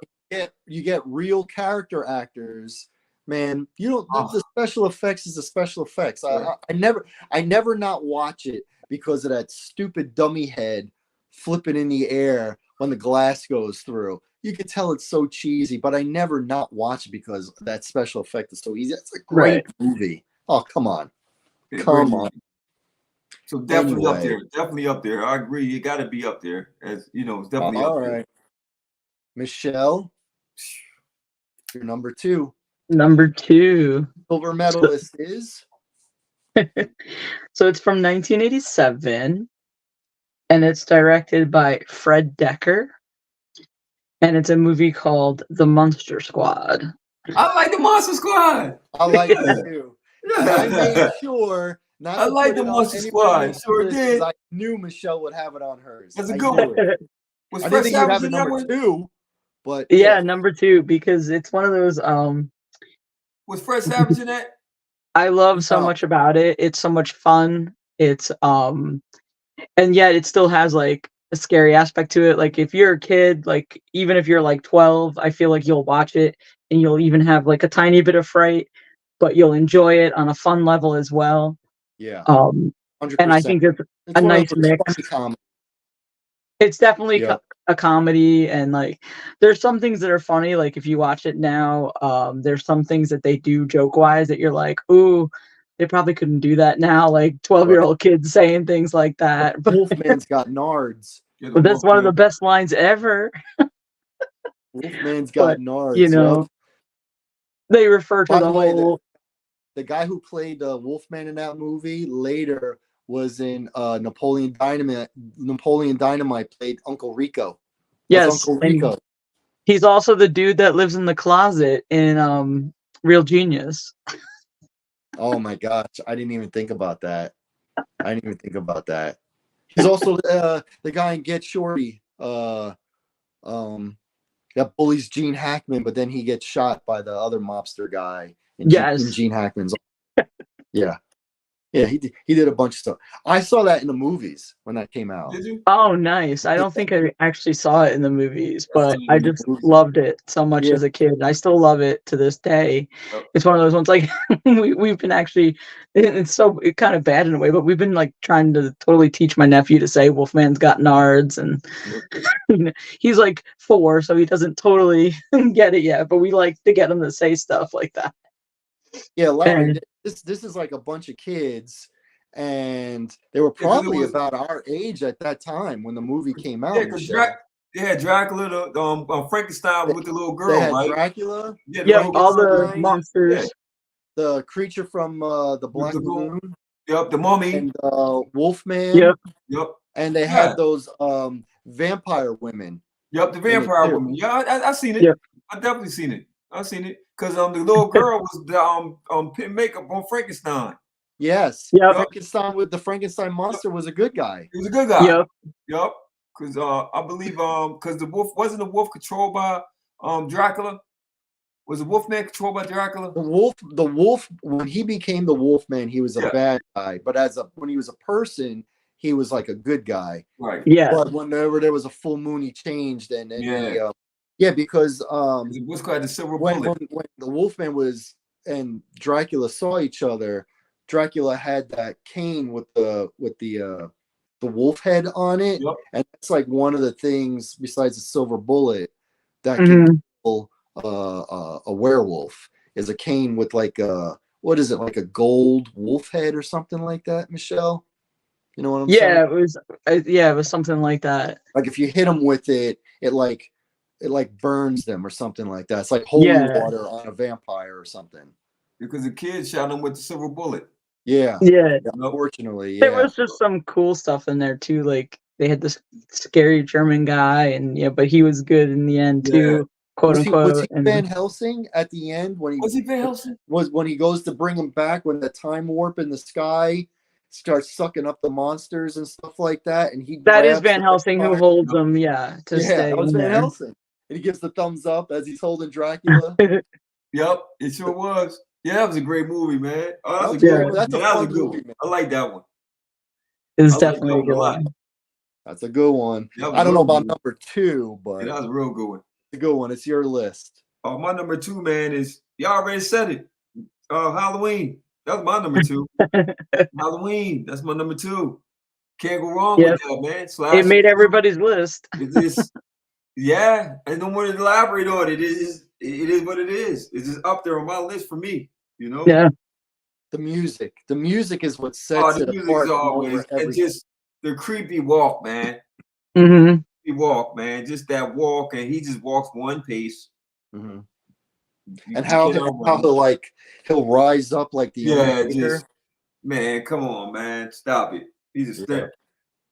Yeah, that part. So what's your second, brother? My second, I talked about this movie with Michelle a few days ago. You might not consider this a horror movie, but what it did was it made people, after the movie came out, afraid to go into the water. And for me personally, it gave me my first nightmare when I watched it on TV 5 years after it came out. My number 2, Jaws. 1975. Listen, it's Steven Spielberg's first big movie. It had Roy Scheider and Richard Dreyfuss in it. I love this movie. Back then, to see like a great white shark being that size was like bigger than life. I mean, now it's been surpassed with like the Meg movies and things like that.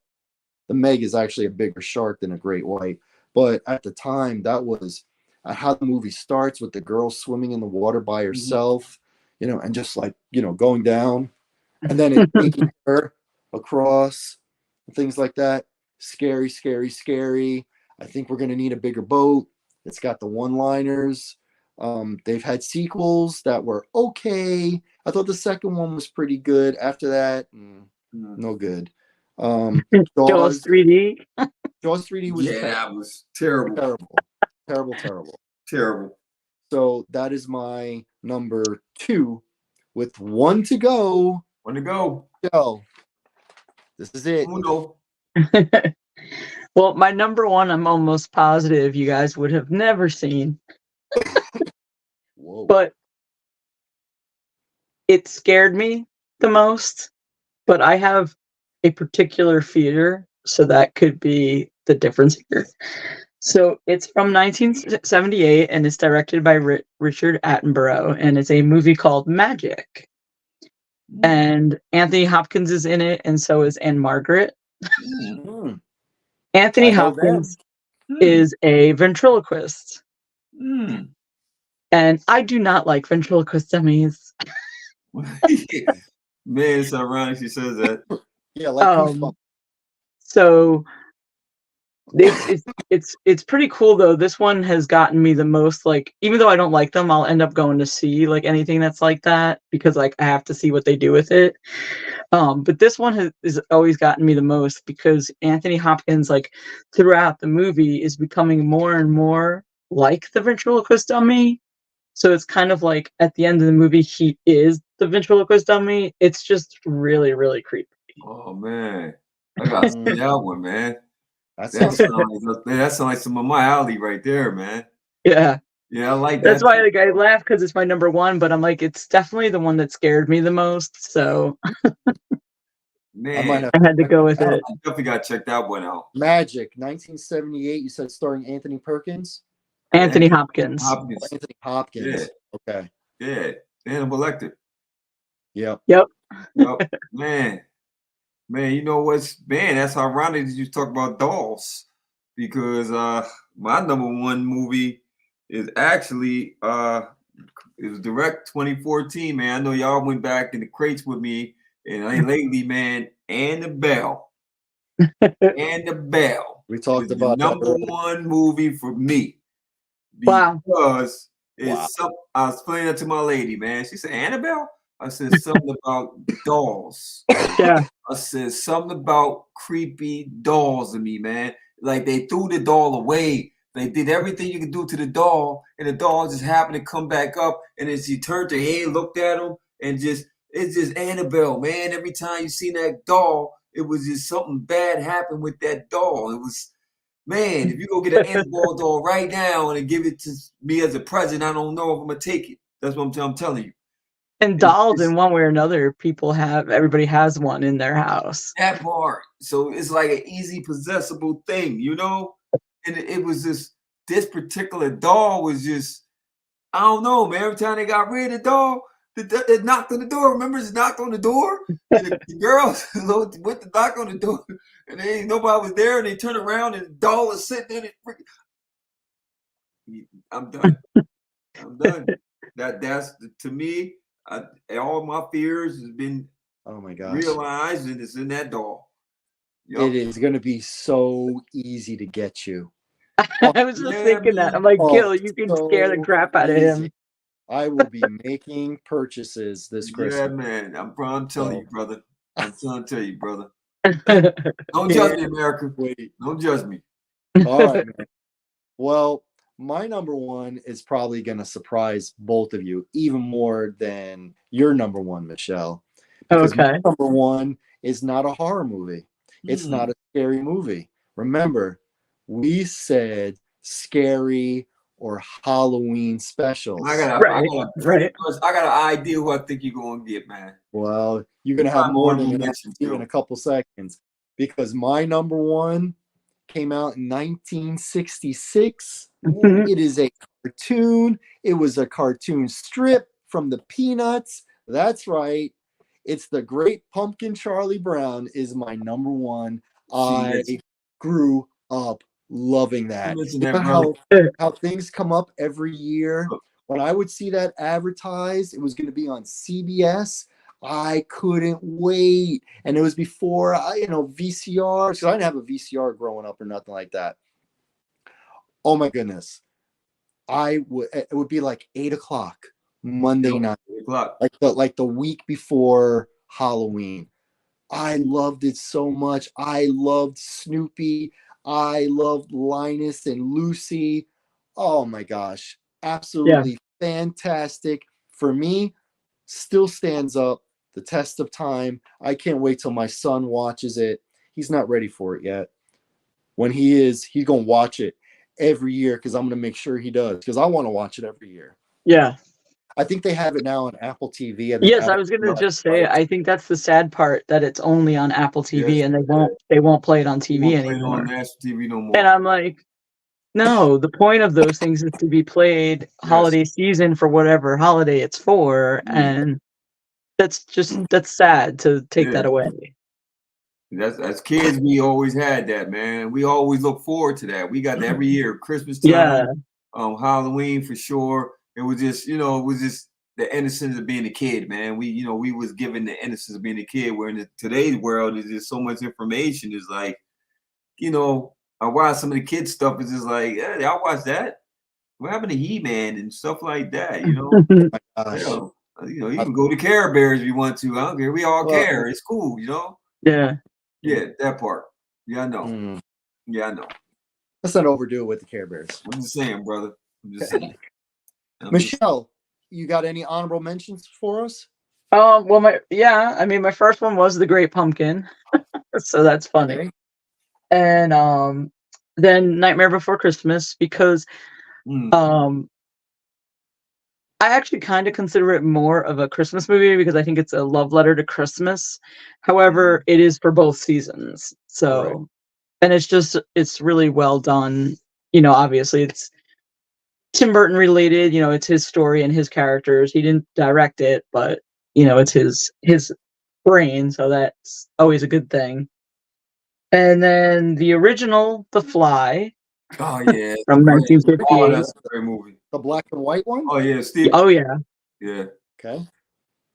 One of the things I remember the most about that original one is at the very end when it's like you see the little fly and he's got the man's face and he's like, help me. Spider comes. And then also the original House of Wax, which is from like the 50s as well. Just another one where you're just like, wow. And a lot of actually modern horror guys were inspired by that. I know that was a big thing for like Tim Burton and I forget, one of the other guys is escaping me, but he does a lot of stuff now. And then I had mentioned earlier that the It miniseries was one of my honorable mentions. And then there's a movie that I love, but I feel like people don't remember it very well. It's called Alice, Sweet Alice. And I think it's from like 1976. And Brooke Shields is in it. It's one of her first things when she's a kid. And I have always loved that movie. It's kind of like creepy, evil kid type thing. And evil kid movies are pretty awesome. Yeah. I like agree. The Bad Seed and things like that. Yeah, exactly. Children of the Corn. Children of Corn, classic. Yeah. Malachi, yeah. Yeah, definitely. Evil kids are just awesome. So that was basically it for my honorable mentions. Very good. I like all of them. I do. Larry, you're so I've been kind of keeping it basic, and y'all been great, man. Host, man, co-host, man, because y'all been digging in the crates, and y'all definitely giving the listeners and the viewers some definitely going to the classic vote and see these originals that we talking about, man. Because I'm definitely going to dig in some because I like once again I like stuff that's kind of authentic, One of my honorable mention was Candyman. We all had that theory about going in the bathroom saying Candyman 3 times, and you got dared to do it. So that was always one of the things like Hail Mary. It was one of the things as a kid that was Bloody Mary. Bloody Mary, my fault. Bloody Mary, you're right. E.T. was one of mine. What? Oh, gotta go E.T., bro. Wow, you went left field. You gotta go to E.T., man. Come on, man, E.T. It was around Halloween time. He had the coats on. You got that's original. I think Halloween E.T. E.T. is one of those movies though. Like I love it, but every time I watch it, it's almost like I forget about the part where he like kind of almost dies, or you think he's dead, and you're like, and then everything is okay. Takes the turn.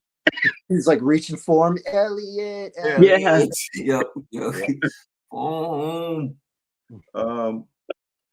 The Dark Shadows, man. I like Dark Shadows, brother. Which one? The I actually like the one with. I know you're going with the original, but I actually like John. I like the one with Johnny Depp in it. I like the one with Johnny Oh, Depp. Tim Burton. that's the Tim Burton. Richard Burton, yeah, Tim Burton, the one directed by Tim Burton. I actually like that one, man. It's good. I was watching the other day. It's a comedy. It's fun. It's just Johnny Depp, man. You know, he's a great actor to me. Carrie, Crazy Mhm. Carrie, because her mom. It was her mom. It wasn't even Carrie. It was her mom. Her Yeah. mom was crazy. And then when they did the pig's blood, it just man, she snapped. Yeah. You gotta stop picking on people. I think that was John Travolta's first movie, if I'm not mistaken. Was it? I'd have to look it up, but I think it is. I think it's John Travolta's first movie. Yeah, because we gotta look that up. That gotta be a fact. I gotta look that one up. The Pet Cemetery, bro. Yeah. Animals, man. Animals come That's back. another evil kid. Yeah, you buried a kid in the grave. Yeah. Pet Cemetery. And this was actually a series. The haunting on me and my lady was trying to find it, man. But they just had the series on it. It was on Netflix. It was a haunting on, I want to say Hill, but I can't think of the first name was trying to come up with it. I know what you're talking about because You know what I'm actually talking about? Elliot from ET's in it. Is he?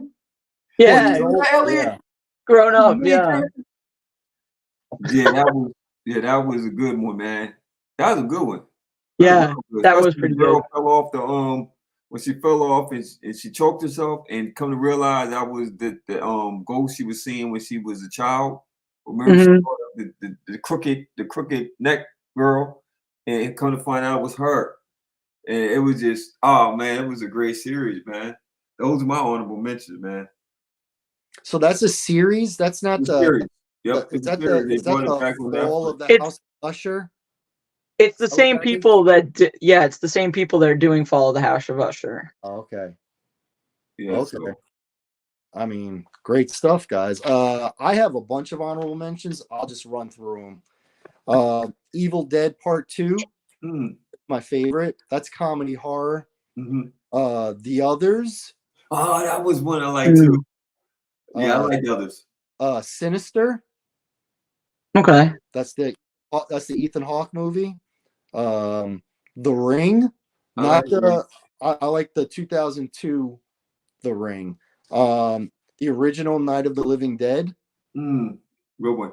The original Night of the Living Dead from like black and white. Yeah, because I was a little kid when I watched it. Do you want to know something funny about that? And it seems funny that it's not on my list, but I've only seen it once. And when I saw it, I was like around 14. I was home alone for the whole weekend, and I chose to watch that.